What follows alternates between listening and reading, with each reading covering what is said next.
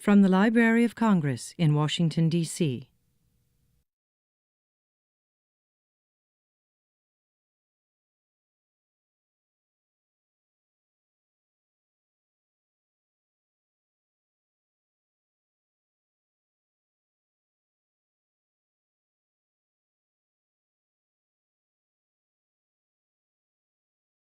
Good afternoon.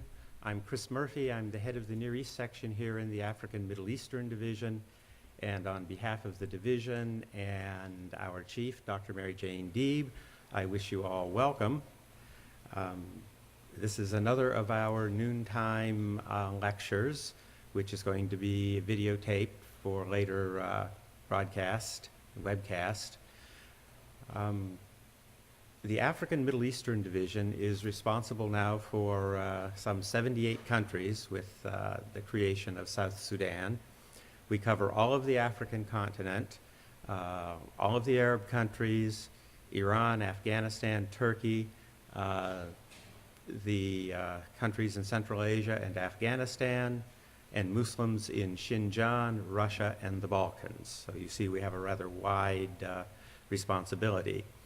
The specialists in the division provide both reference and access to the materials collected and held in the library in many different formats, and they also are responsible for the development of the collection.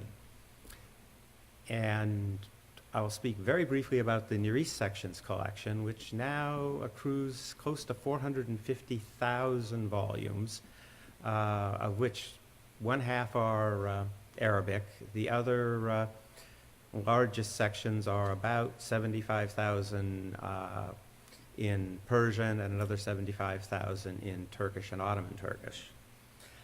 As I mentioned, the specialists for these countries who help the public and make known the collections are here in this division, and today our speaker will be introduced by one of those specialists, our most senior Arab world specialist, the man I call the Ustad, the master, Dr. Fawzi Tadros. Fawzi, please.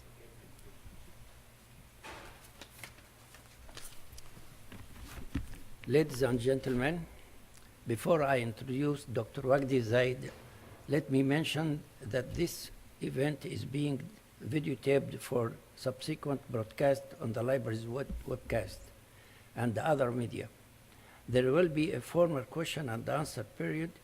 Please be advised that your voice and the image may be recorded and later broadcast as part of this event.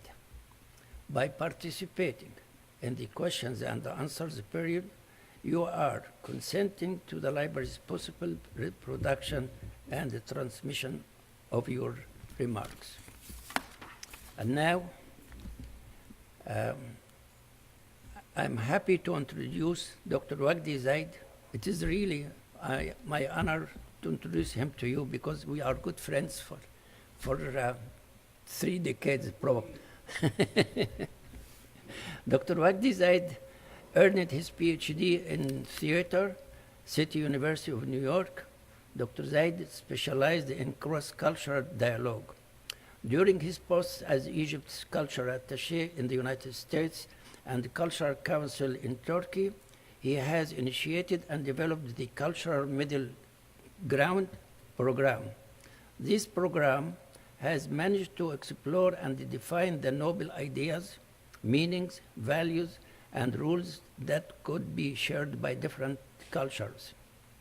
As director of Cairo University Center for Foreign Language, he has coordinated dialogue of cooperation and understanding between the intellectuals of Egypt, China, Japan, Germany, Spain, and Greece. In cooperation with Marvin Carlson, Zeid has also established and supervised the translation of the Egyptian plays program that has introduced a number of important plays to the American audience and readers. Additionally, he founded Logos, a periodical specialized in problem of translation and related consequences of misinterpretation and miscommunication cross-culture. Dr. Zeid published many books, among them 5 plays, 5 translations, and over 80 papers and articles. His plays, The New Odyssey, Winter Dreams, and The Last Pharaoh, have been staged in many states in America.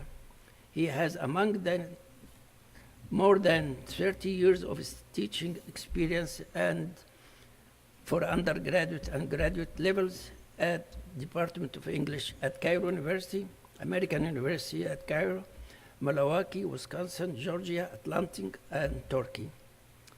Currently, Dr. Zeid is a visiting professor at Department of English at Mass Lowell, teaching Shakespeare and modern drama courses. Meantime, he's working on his new book, Beyond Misreading. Please join me to welcome Dr. Zeid.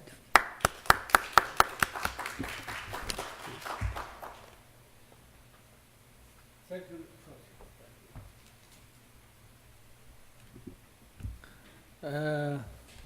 Good afternoon. I would like to start, I would like to thank first this division of the library, the African and Middle Eastern section of the Library of Congress. I would thank the Library of Congress for inviting me to come over here, talk about my play, The Last Pharaoh. In fact, the Library of Congress, this is the second time the Library of Congress, to invite me. The first time was back in 2000, I guess like 2001, right after 9/11 events. And I talked then about the images of the other, and that topic was badly needed at that very critical time between, sides at that time. Today, so I'm thanking actually the Library of Congress for this pivotal role it's playing for me, and I would say for many people, if not all intellectuals and scholars of the world, as not just a center for storing books and information, but it's an embodiment of enlightenment. Here you have brilliant mentalities. I can see it quite here, when you look around, but it's not there when you read each book. You have a fire inside. Each book is sharing or providing for this fire, for this brilliance. So it's a place where, minds meet, brilliance sheds light for humanity to proceed.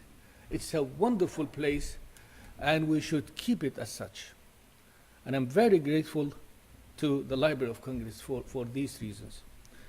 The topic we are presumably speaking about today is The Last Pharaoh, A Dream for the World. It's a play that The Last Pharaoh is a play I wrote back also 10 years ago. But in fact, I was thinking of writing this play like 30 years ago. And I remember I went to Tall al-Amarna. I guess most of you would know what's Tall al-Amarna, since you are, work here, you should tell me about this. This is the place where Akhenaten, the hero of this play, the Pharaoh, who belongs to the 18th dynasty in Egyptian history, all of a sudden he decides to leave Thebes after, ruling Egypt for 5 years. He would leave Thebes, where we have this capital of Egypt, and go build another new city, a dreamland for him and for his dreamlike.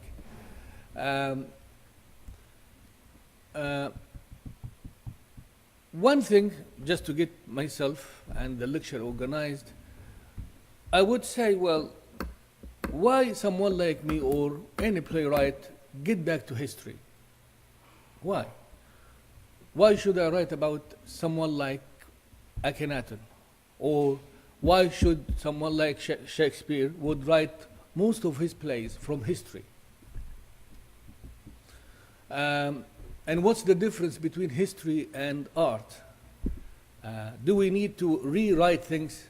I mean, it was done and it was written about. Why should people rewrite things like? That is a very kind of interesting questions to answer. Back again, when Aristotle in his Poetics said, historians are different from poets, and history is different from poetry, and that history deals with details, with particulars. Who did what, when, where. But playwrights talk about the universal, the meaning of this, the wisdom behind this.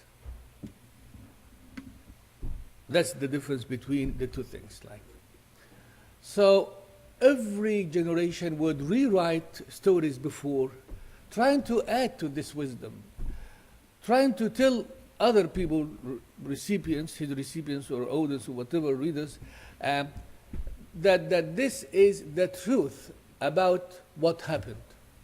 I know the truth. Don't believe others. I'm going to give you the real account of what happened. And by the way, there is nothing like being real. The concept of reality for artists is not that same kind of concept we deal with here. Reality is different for them. Reality is their vision. So playwrights would have this freedom to handle the historical material in a way which would embody or just deliver that vision they have. For me, I would just have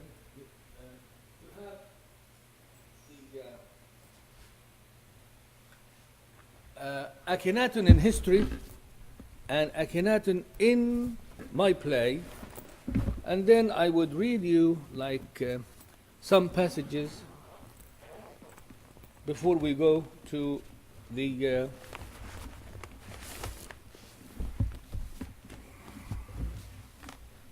conclusion. Murph, you are giving me what time? You giving me, Murph? And we lost already what? We lost about 8 minutes. No, it's like only 1 minute for me. Okay. Okay. So, in history, quickly, Akhenaten, as I said, belongs to 18th dynasty. Let me explain what's dynasty here. Egypt has like more than 7 millennia. Imagine this, that we have, our history goes back like 7,000 and more. It's divided into 3 kingdoms, the old and the intermediate and the new one. Each kingdom would have dynasties. The total number of dynasties in the 3 kingdoms is the 30 dynasty. Akhenaten belongs to number 18th dynasty. He was, even in his, for many centuries, he was a mystery. Why? This is fact. I'm not inventing things like, but this is recorded. That for the first time we have a Pharaoh who would go against the tradition in all ways. In religion, in art, in everything. And the only one who would be losing from this kind of departure from what's traditional is himself. And still he would make it. He would choose this. It was a mystery for me. Before Akhenaten, there was only, people would worship like many gods. And the pharaohs themselves, I mean the kings, were worshipped like mortal gods, like himself included, one of them. Fathers, grandfathers, back, all of them like not just pharaohs, mortal gods. And they would look like, not like us. If you happen to meet, at that time, if you happen to meet a pharaoh in the street and dressed like, not like the way he's used to or the way he's supposed to, you wouldn't know him. Very stylized, extremely stylized, kind of bigger figures like, make up kind of, it's like creating a godlike, dressing differently, eating differently, every way different from the norm, from simple people. Akhenaten came and said, no, enough with this. I'm going to be like everyone. This is history. And I believe in one God. This monotheism, people would say that it started with him. Others would say, no, he didn't mean monotheism. He just, he looked at the sun, and he thought that was the God. But in fact, his mother Tai, who came from Syria, actually, she was a believer in the sun. It was not invention at that time. We think, or most people now would think that he was the first one to call for monotheism. And after this, he said, okay, since we have no gods on earth, we have only one God there, we should be equal. Enough with mortal gods like me. And after 5 years from his reign, from his rule, he left Thebes to the new city, Tell el-Amarna, and in Tell el-Amarna, he disappears. We don't know, was he killed? We don't know the end. Actually, the whole city was destroyed. He stayed like 17 years, all in all.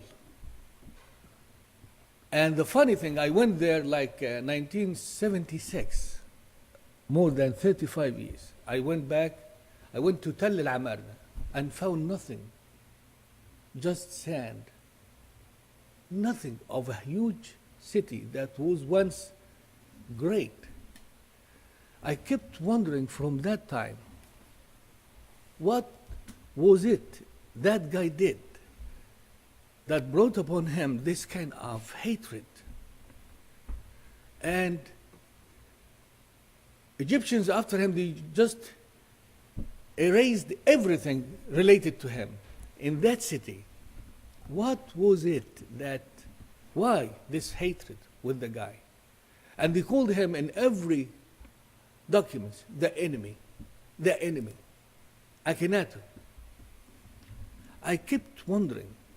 Only 2001, the question was answered for me. The mystery was revealed to me. And I wrote the play. At that time, when I wrote the play, that was after 9/11, and I wrote like 12 pages in the play. And I showed it to my friend. My friend is a bird reader. Please, can you just, people would like to see you. He is the Dean of the Fine Arts.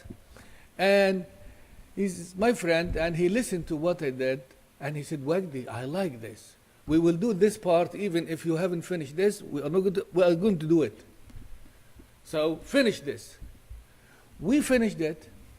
I finished it, then I came back to him, and we did the first kind of performance of the play with his help also. And it was done again in Georgia, Atlanta. Now, what's the difference between Akhenaten in this play and in history? As I said, it is the vision. Why the vision? Because the vision would have you, if even rearrange every detail in Akhenaten's life. It is this vision which will have, for example, someone, in drama we have something called the point of attack, where to start your action. I start my action from the time, he moves to that city. And he decides to have his, again, coronation, his crowning can act in that new city after 5 years. And to announce this kind of new rule, freedom, individualism, and every noble idea there for the first time like. Well, the priests who are sort of, making use of the Pharaoh would go against him. And in fact, they take him to the jail with young men who came to celebrate the beginning of the new era.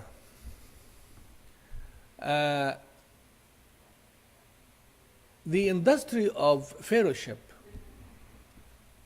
that was the dream for Akhenaten to end. For 7 millennia, Egyptians mastered, established this kind of business or industry of making pharaohs. And in fact, sometimes you feel like the country has been, is,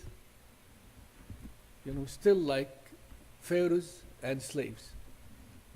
It's an industry. We don't know, we can't even find ways to get rid of this. And the irony in this title, The Last Pharaoh, by the way, Akhenaten was not the last pharaoh, but he wanted to be the last pharaoh. He wanted to finish this industry, this business of making gods on earth. He wants to have this freedom of humanity. He wants to have equality among people. We are all equal. But you have always those making use of surrounding the Pharaoh. The real pharaohs are not the Pharaoh, actually, but those who are around him, smaller pharaohs like. It's a kind of society moving around. And they keep him standing there, abusing him and others and society. So when you go against this, you should be crushed. And that what happens. That's actually what happens in the play.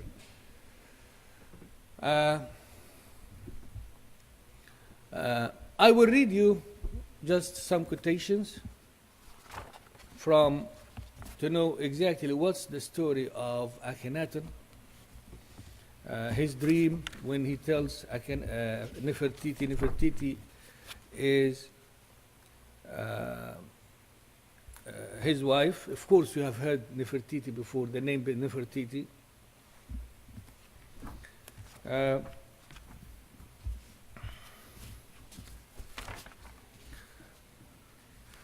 Of course, Nefertiti, his wife, is scared, like the rest, that if you go against the priests who are plotting against Akhenaten, things wouldn't be easy for him. He could be killed, So she warns him. He says, Akhenaten, don't be afraid, Nefertiti. I know the change will be a huge, drastic one. But it's God's command, and the people of Egypt deserve it.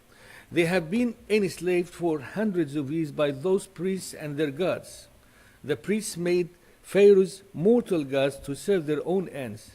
They have become themselves pharaohs, and Egypt now is nothing but gods and their slaves. Decisively, someone should stand up and say, no, I'm going to be this one. God has chosen me, almost crying. There are no gods on earth, Nefertiti. I will start with myself. I will be the last pharaoh. I will live like all Egyptians. I will eat, drink, and dress like them. This is what God wants me to do, because there is no God but He, the only one God. When He appears in the crowning act, like dressing like them, people didn't know Him, that this is Akhenaten, because pharaohs were dressed in an extremely stylized way. Even the public didn't know Him.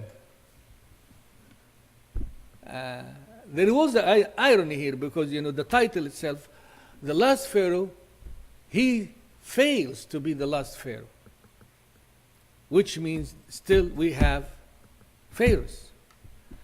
And when we wrote this play, the people thought that I remember when we were at the table doing the parts, with the actors. One of the actors that said that, well, this is Hosni Mubarak. That this is, we are talking about a specific person. No. Actually, I was talking, in a sense, it was a prediction, but I was talking about this industry and how to get rid of this industry of fellowship, of having gods on earth, how to free people, and how Akhenaten started this. But he failed to be the last Pharaoh. At the end we have him, and that's very disturbing for I remember when we did this in Georgia, Atlanta, it was very cruel, violent for audience at that time. At the end we have Akhenaten in jail, imprisoned with a young man who wanted to celebrate and came from north of Egypt, came to the other side of Nile to celebrate the event. Well, the priests cut his tongue, and they sent him to jail with Akhenaten. And we have Akhenaten now at the end of the play with the young man. He can't speak, and we have this dialogue between the high priest, the chief plotter, with Akhenaten. It's very interesting, by the way. High priest moves up stage towards Akhenaten, stops before him and bows in a theatrical way. I apologize for not attending your crowning, my lord. I wanted to, but you didn't invite me. It was great, I missed it. Akhenaten slowly rising to his feet with great force of will. You will never get away with this. Priest, as if he hasn't heard him. It was great, but honestly, I didn't like it because it was unreal, and I like the real thing. This is an irony here, because in fact the celebration was real, down to earth, but for them, they should fabricate it. That's what's real for them. We wanted you to be crowned in our temples with the blessings of our gods, like your father and the grandfather, the great pharaohs. They were mortal gods. We wanted to make you like them, a mortal god, but you failed us, my lord. Why? Why? Akhenaten crying out, you are blind. There are no gods but He, the sole creator. Priest interrupting sharply, still dreaming. There are gods, and there will be always gods. Ammon, Ra, Sah, Sotka, Baal, and Ishtar are gods. Your grandfathers, the great pharaohs, were gods. There will be always pharaohs. Moving towards Akhenaten. You know why? Because people need them. What is the deal? Since the beginning of life. That's the deal since the beginning of life, and no one can turn back the clock.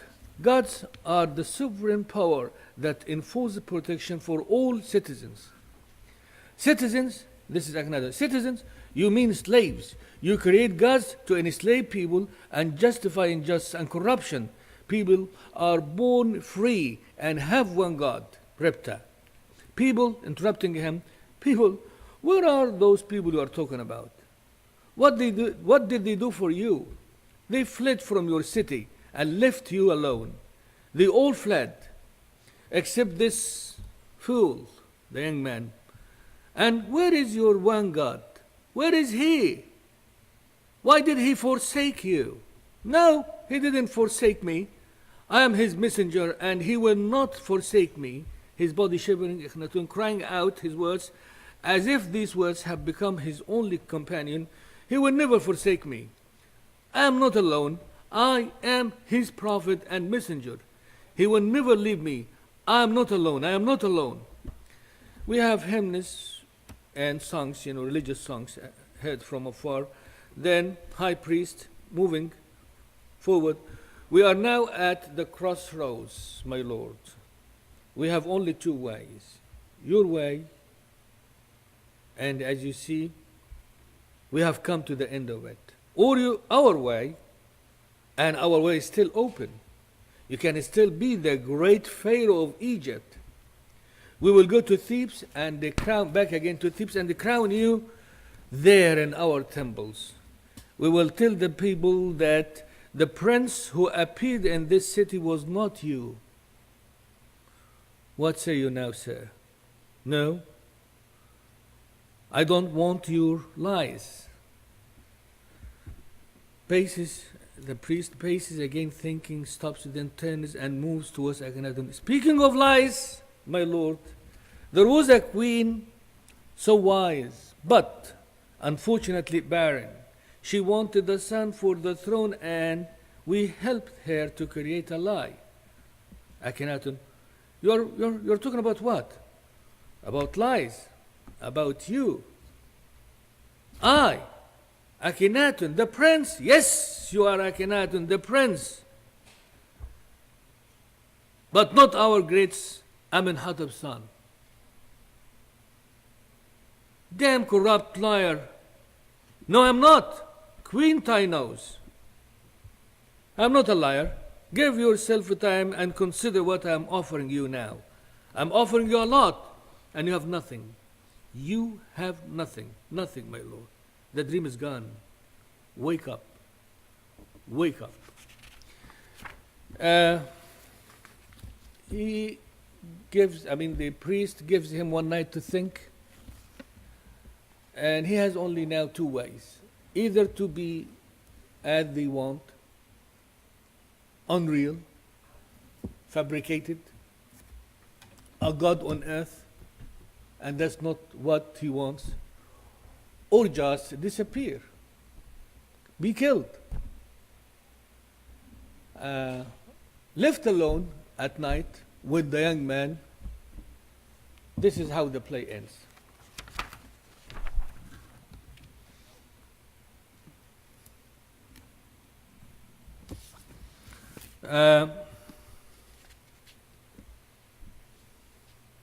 The young man groans. He is now fully conscious, turning to him.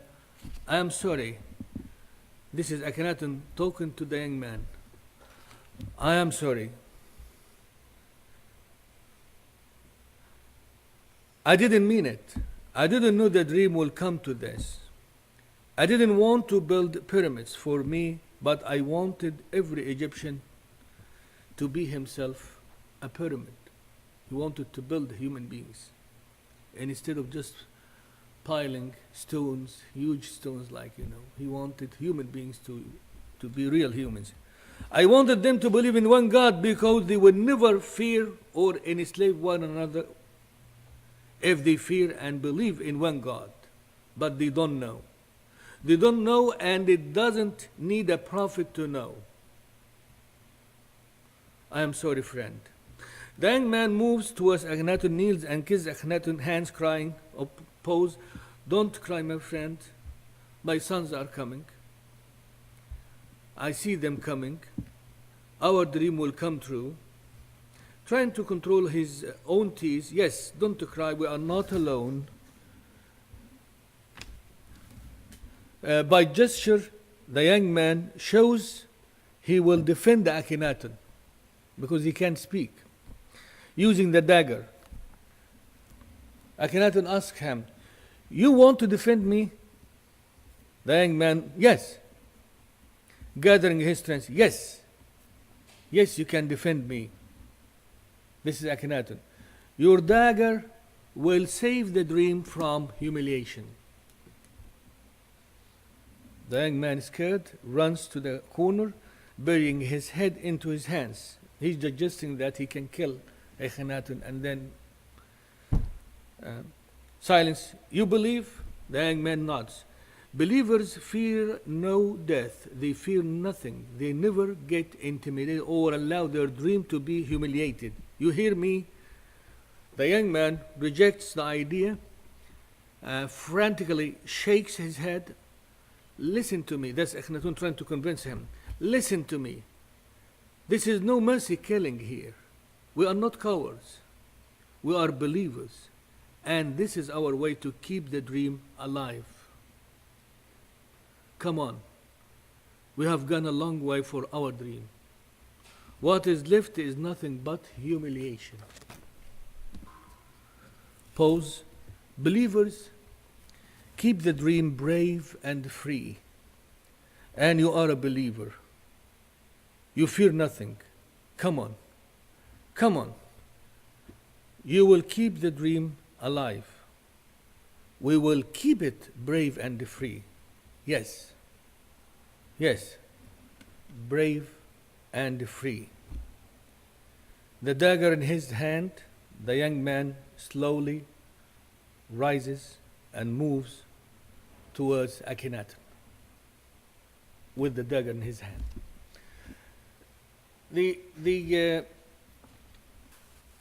The first publisher in Arabic rejected this ending. He wanted to change this. He said, "Well, this is very cruel, killing the guy." I said, "No, but sometimes the only way, one way to have your dream living is die for it.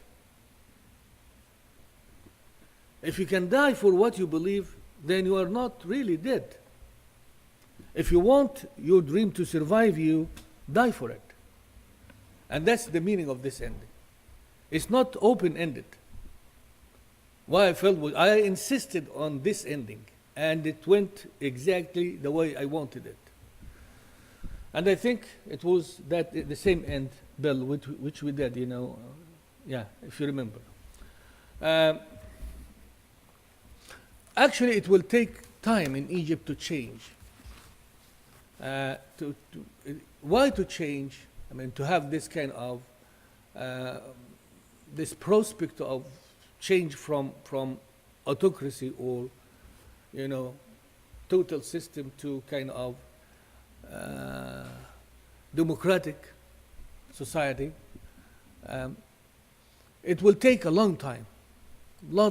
It's very difficult. 7 millennia here you have.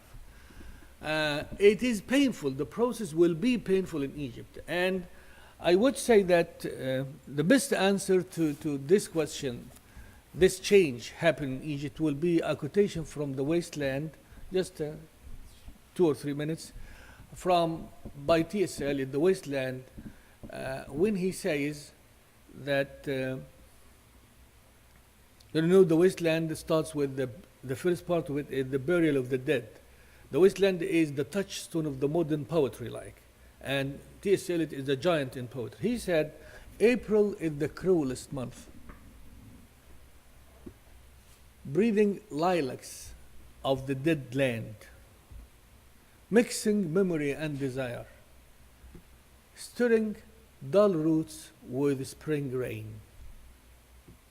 The meaning is, of course, that April should be the springtime. It's the time between winter and spring, It is the cruelest month. Why? Because you have this juxtaposition, this conflict between powers of death, power of life. That's why we have this kind of conflict. Spring, Arab Spring or Egyptian Spring will take time, and it will be painful, I'm afraid to say. It will take time. because we have lived a long winter. But perhaps, I'm sure that we will make it. Eventually, Egyptians will achieve the dream. They will have, despite all contradictions in society, despite all the conflicting powers in society now, and that will continue for a while, Egyptians will make it, and Egyptians will get back to history. They will rebuild their own country, and I would say the best way to do this is just to build it on education. And that's exactly what we need from a country like America or Europe, help Egyptians with, their educations. That's exactly what we need. Why? I tell you why. Because Egyptians helped the world before, gave a huge civilization, which lasted for millennia. They gave it to the Greeks. The Greeks recycled what we have now. When Aristotle visited Egypt, and he was not known as a philosopher, he was known as the great librarian, collector of books. You know what he described? He says, well, the smallest, when he came to Egypt, the smallest room in the Pharaoh's smallest house contains more than 20,000 volumes of books. So Egyptians gave education to the world. And we need a payback in kind, education. That's what we need. We deserve it. Thank you. Thank you, Dr. Wagdi. Now, questions and answers, please. There is 15 minutes for questions. Any question? Please go ahead. Can you raise a? Cannot rejecting the worst revealed gods. Did he just deny the complete existence, or he just denote them sort of like spirits? No, he denied or he rejected this kind of fabricated lie that pharaohs are gods. He wanted others to look upon him as just an ordinary human being. He's not like a god. He's not God. Egyptians, that time he was even worshipped like a god at that time. There was an idea that he came from God. So he should be, prayed for, and he should be, people would worship him exactly like they would do with gods. He said no to this, but he failed. But he believed in one God. Thank you for the presentation. It was very interesting. Tell me, what happened to Nefertiti? You continued that story, and I was interested in her role. Did she support him till the end, or did she change course? Nefertiti, in history or in my play? In your play? Yeah, in my play, which is, she stood by him. And she, but women in our societies would have always, kind of just supporting. But she was happy with him. They have kids, they have 6 daughters. She didn't give him the son, the king. And that is why I think he got Tut Ankh Amun from another woman. But she lived with him. And historically, she left the place and she died after him. Again, there are no facts here, especially the end in his life and their life, actually, this dynasty. It was a very, very tough time for this dynasty because it was against the tradition, against all beliefs. That's why once they died, all of them everything was just, erased. And in fact, they dismantled his statues and everything, and he got it like in the the foundation of their buildings, like in Luxor and where Dr. Fauzi lives, most of the buildings that were taken from Tel al-Amarna, and they just forget about the guy for the simple reason that he wanted to be just like them. So he was rejected by his people and by those who made use of the pharaohs, those who are the masters of the industry of pharaohship, which is still there in Egypt now. It's a very painful thing, I'm telling you. That's why those who are waiting for spring to come really in this area, I would say it needs time. It needs even 332 BC, we got Greeks, Romans, and all nationalities came to conquer Egypt. And we were forced to get out of history and live like just slaves. Only we have like 100 years, like starting from 1919 revolution by Saad Zaghloul, or led by Saad Zaghloul, and then we have the 52 Nasser, and then we have 25 of January, last year revolution, which I think it wouldn't be the last or the real thing. No. It could be like one step ahead, like. But eventually, we will come to the spring. We will get it. But we need your help. And the other, and I don't know how to say it, Egyptians are very optimistic about the outside. They are fascinated by if you go to Egypt, you wouldn't feel like a foreigner at all, like, Bill was in Egypt.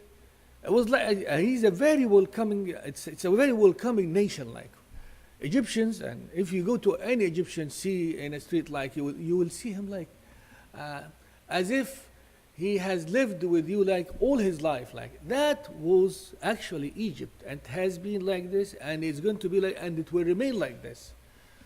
That my feeling is Egypt belongs to the world. Because it's a beginning of civilization. And this civilization, this recent one we have now, should try to protect Egypt, get it back to history, as a kind of gratitude, as I said before. We have a question, please. Yes. Thanks for doing the play.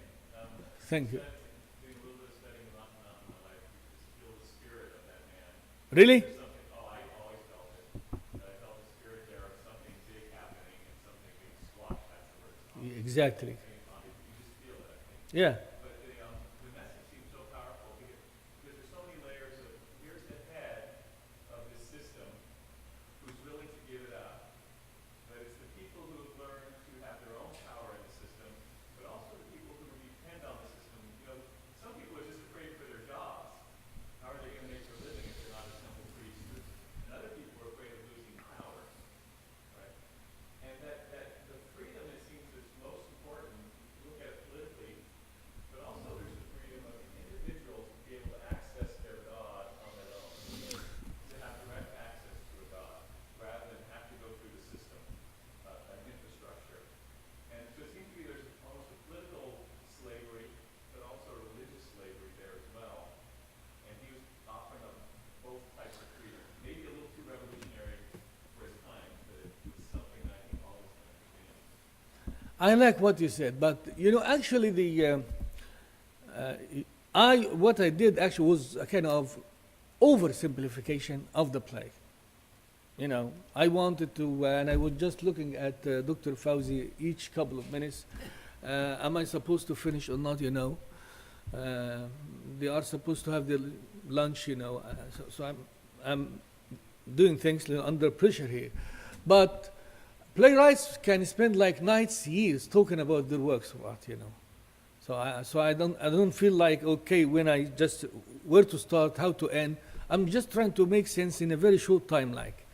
Anyway, what you say is typically, exactly the story in history, and I would say in this play that politics is everywhere. there is always this like multi layers in a good work of art. And if you look at life, any piece of life, like any slice of life, you will have all layers, all levels of interpretations coexist. And the smart playwright, I'm not saying I'm a smart playwright, but I'm talking, generally. The smart playwright is the one who would just be true to this, to show life as it really is, not realistic but with this kind of ambiguity. By the way, the word ambiguity doesn't mean confusing here. Ambi means double, two meanings, existing simultaneously. Life is always this, that you don't have a message which has only one meaning. No. It was political, it was economic, it was religious. In fact, there is a debate here between art, in art and the philosophy, between what is truthful and what is beautiful.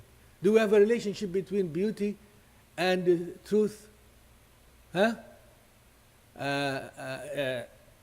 The architect here, or a designer, his name is Beck.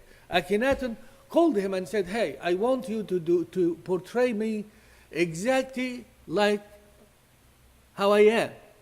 He had a huge belly and big hips, which would look like a woman, And in pictures like this, for a king, wouldn't be acceptable for people. He said, no, come on. Portray me as you really see me. Belly, hips. And he would the first one to talk about this kind of, or to call upon the idea of individualism, to be yourself. So in this play, and it's very bad, by the way, to talk about art and to explain art. And the worst person to talk about art is the playwright himself, or the artist himself, because he is supposed to say what he has failed to say in the play. I take writing for me is where I show my failure, not to show my skill. No. I write because I'm afraid of life. I write because I would like to understand life. I write because I'm saying, or I'm telling myself that this is exactly where I failed and how I failed. It's not because I have some wisdom or I reach some kind of, theory no.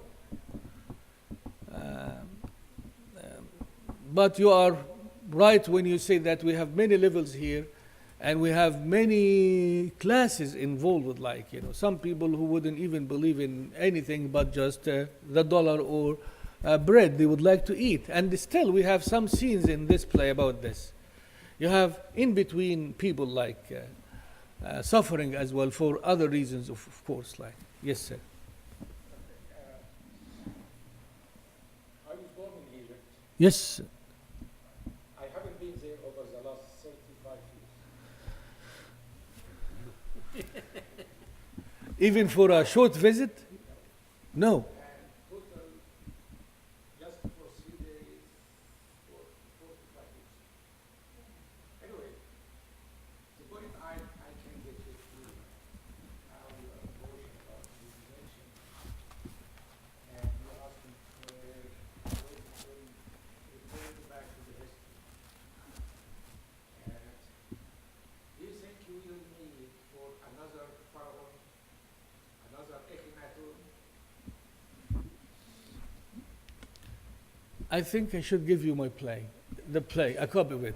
The idea is this. Spring is painful. It will be a painful process. And I think I can tell you this. There is a difference between scientific experience and human experience. If a country like Egypt would like to manufacture an aeroplane, or a car, we wouldn't go back to how we start with the wheel. No, We go, science is a kind of accumulation like. In science or scientific experiment, we can accumulate, information. And we use the latest information we have, before we produce ours. In human experience, you cannot do this. If you suffer with women, and you marry and then you fail, I'm talking generally here, then you give advice to those you care for and say, hey kid, don't approach any woman. They are, all of them devil, they are bad, corrupt, If you tell your son this, your son will say, yes, Dad, I'm going to do this. And the next day, he would fall in love with a prostitute like. And you don't know why. Human experience. Human experience does not proceed the way scientific experience go. That's life. Mubarak has seen Sadat assassinated. Just second, no one would forget the scene. And he should have learned. He didn't learn anything.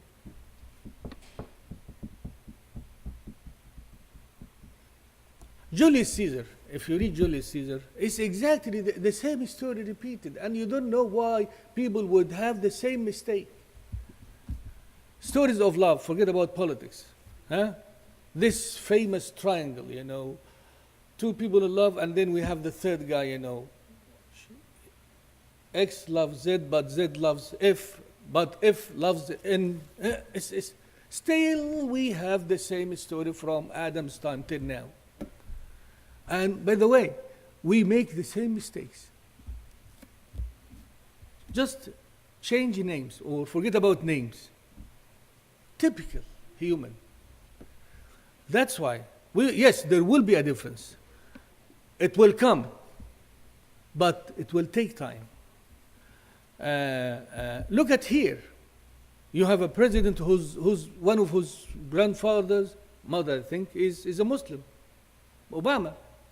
We look upon this as normal, but this normality took like what? 200 years to be normal, to exist, this normality. When I wrote this play, I thought I will die without seeing Mubarak ending. Yeah. And in fact, I signed the contract just 5 days to come over here to the States, 5 days before 25th of January. And the people who just gave me the contract, they said, we need it now, your signature. And I said, well, Gamal Mubarak, his son, is going to take over the country. That's why I'm leaving. I haven't dreamt of this quick change like. We hope that Egyptians would make it short like, and instead of having like 200 years like, let it be just 100 years. But what has gone on the 25th is a real difference, I'm telling you. And no way back. No way back. Still, despite this is still banned in Egypt. I am a friend of the Minister of Culture, and the one before him, and the one before him. 3 Ministers of Cultures are my friends, and we cannot do this in Egypt. All my plays were banned in Egypt. None of them were done. We will need some time. But I hope, and I'm quite sure we will make it, really. But we need the American and the European help here. We don't need some kind of influence or interference, but we need real help. And we don't need armies or forces or weapons, destructive. We need education and research. And that is the real help. Again, any questions? I would like actually to thank again the Library of Congress, Dr. Fauzi in particular, and to ask and just to express my deep gratitude to my dear friend, Bill Reader, because he supported me emotionally to survive, actually. I had very tough time producing this play. That play, I was the culture attaché of Egypt, and I was given a kind of a hint like, when you finish here, you will be bigger and bigger, you know, because people in power, they like you very much. And they were shocked to see me doing this. So my career was like almost, and he was there helping me, suffering with me actually. We used, Bill Reader, can you just speak for 1 minute to those people about this experience, about our cheese and our days we spent? My experience with Wagdi is the experience of love and friendship.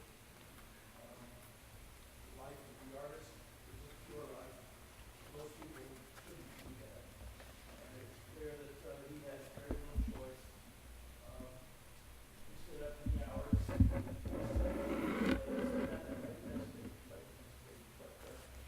think this transition is very important to the whole world, quite honestly.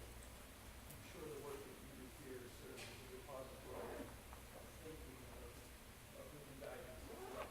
So it's a pleasure to be here. Be with my friend. Thank you, sir. Thank you, Dr. Faiz. This has been a presentation of the Library of Congress. Visit us at loc.gov.